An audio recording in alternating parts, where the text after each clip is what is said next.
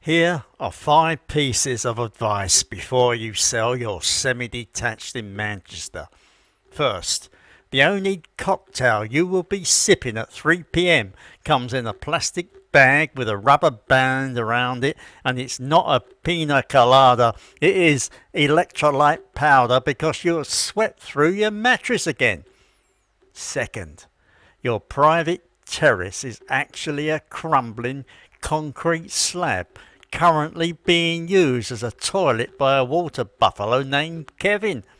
Third, the words air conditioning are a lie told by men who have never paid a 10,000 baht electric bill. Fourth, your dream retirement fund will be eaten alive by a 2026 tax law you did not read. And fifth, that smiling Thai family on the brochure, they are not smiling at you. They are laughing because you just paid triple for a bottle of HP sauce.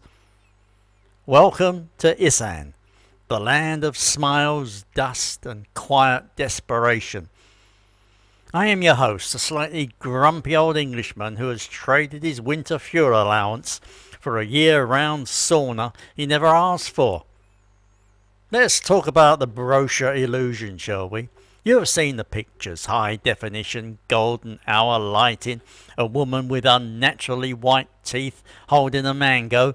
The caption reads, "Discover true paradise for $500 a month."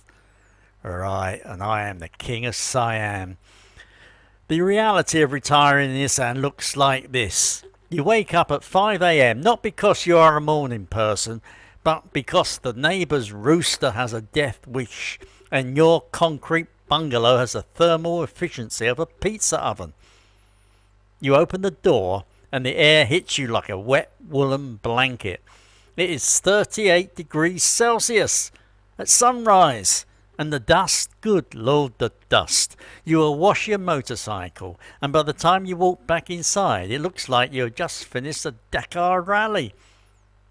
Then comes burning season.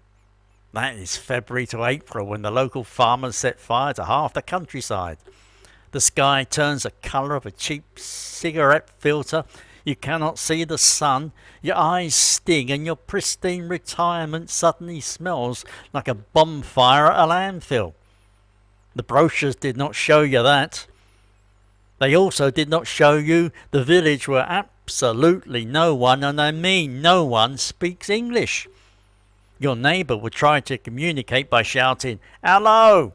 very slowly, as if the volume is the same as vocabulary. You will spend your first 3 months pointing at chickens and making clucking noises. It is humbling. It is lonely. Besides, it is not a holiday. It is your life. Now, let's talk about money, because the internet lied to you. That famous live like a king on $500 a month myth, that died around 2019. In 2026 it is a corpse which has been left in the sun. Here is a brutal reality. The Thai baht is about as stable as a toddler on roller skates. Back in the day, your pound or dollar brought you a feast. Now you go to Macro with 1,000 baht note, buy a block of cheddar cheese, imported naturally, a jar of coffee that is not sawdust, and a box of Weetabix, and you have 47 baht left for the bus home. Besides, just when you think you have budgeted for this, the Thai Revenue Department drops a little bombshell. As of 2026, if you bring foreign income into Thailand, even your pension, you might or might not be taxed on it. Nobody has a straight answer. The expat forums are on fire with panic. You will spend weeks trying to find an accountant only to be told, "Up to you." That phrase, by the way, is Thai for "I have no idea, but please stop asking." Then there is healthcare. You think the NHS is slow? Try a rural clinic in Royet. You will sit on a plastic stool next to a man with a machete wound, while a nurse who last trained in 1987 takes your blood pressure with a pump that looks like it belongs in a steam pump museum. For anything serious, heart attack, broken hip, snake bite, you are looking at a 3-hour ambulance ride to a private hospital in Khon Kaen.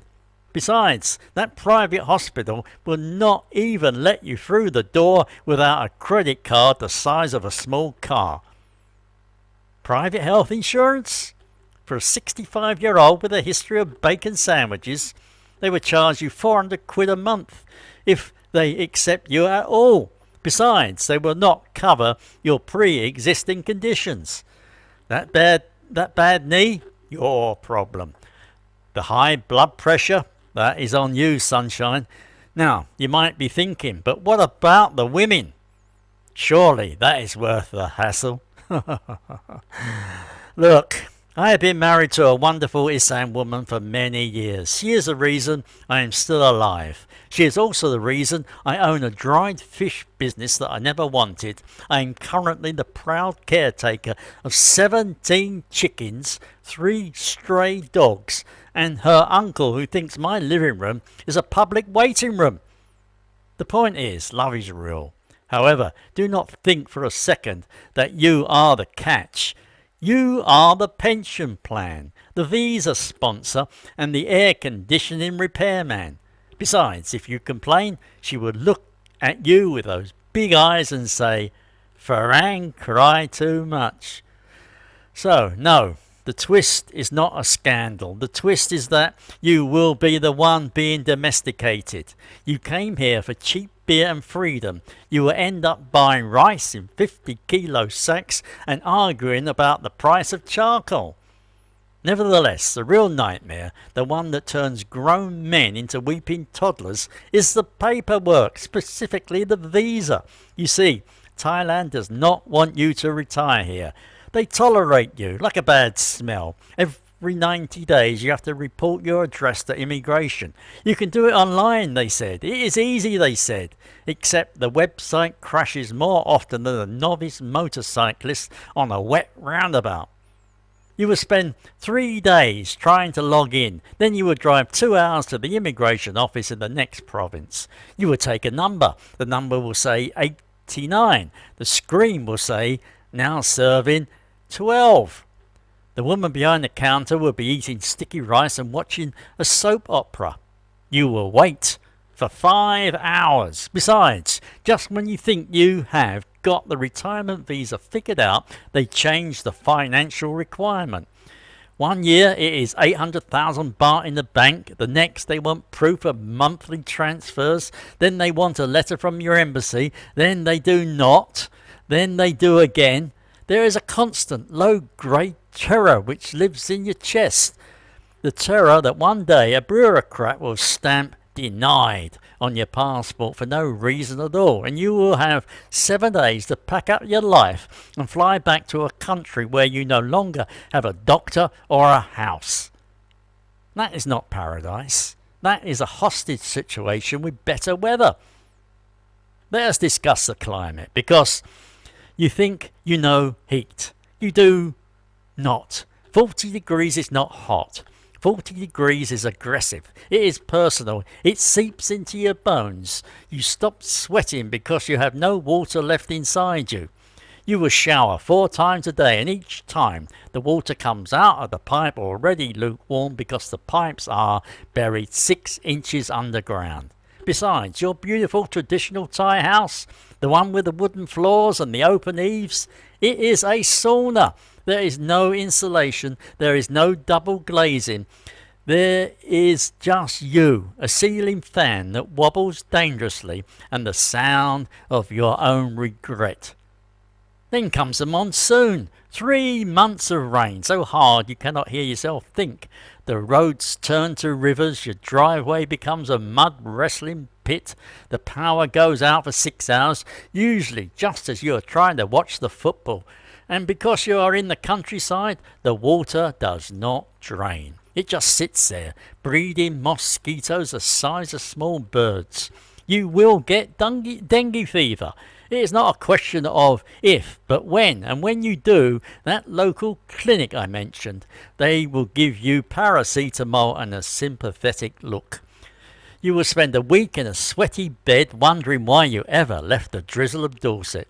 Now, we arrive at the quietest, saddest part of the story. Loneliness. For the first 6 months you are a celebrity. Everyone wants to say hello. The children shout, "Farang, Farang!" The shopkeepers smile. You feel like a rock star. Then the novelty wears off. You realise you cannot have a proper conversation. You miss sarcasm. You miss complaining about the weather to someone who understands. You miss a good bitter pint and a packet of salt and vinegar crisps. You will seek out other expats. However, here is the dirty secret. The expat community in rural Isaan is, how do I put this kindly, a mixed bag. You have the retired bikers who only talk about their prostrate medication. You have the conspiracy theorists who think 5G towers are mind control. Then you have the broken men hiding from child support payments back home. Deep, meaningful friendships? Rare. Most locals are lovely, but you will always be a Farang, an outsider, a wallet with legs. You can live in the village for 20 years, learn the language, help build the temple, and on your deathbed they will still ask, "You eat rice?" The cultural wall is invisible, but it is made of concrete. Besides, after a few years, you stop trying to climb it. You just lean against it and stare at your phone. So, after all that whinging, and believe me, I have earned it, here is my cynical checklist. The one they do not put in the brochure. Are you mentally tough enough to be ignored by bureaucracy? Can you sit in a sweltering immigration office for 4 hours without screaming? Can you handle the fact that your bank account is bleeding out due to exchange rates and new taxes? Can you survive the burning season without developing asthma? Can you be alone, truly alone, for weeks on end? If the answer is no, stay home, buy a nice jumper, get a dog, be happy. But if you can survive all of that, if you can laugh when the power goes out, when the water buffalo eats your washing, when the visa rules change overnight, then Isaan would give you something the brochures never mentioned. Freedom from the rat race. Sunrises over rice fields that look like God spilled a can of orange paint. The simple joy of a cold beer after a 40-degree day. A wife who will feed you sticky rice when you are sick. On top of that, the profound, ridiculous satisfaction of knowing you beat the system, even if the system is actively trying to beat you. It is not paradise. It is dusty, chaotic, frustrating, beautiful punch in the face. What's more, I would not trade it for a semi-detached in Manchester, not for all the tea in China. Now, get off my lawn. It's 42 degrees and I am melting. Have you made the move? Or are you still sitting on the fence? Let me know in the comments below. Tell me your worst visa story. Tell me your best buffalo story. However, do subscribe if you want to hear more grumpy old men telling the truth, because the brochures will not. See you next time. Bye bye.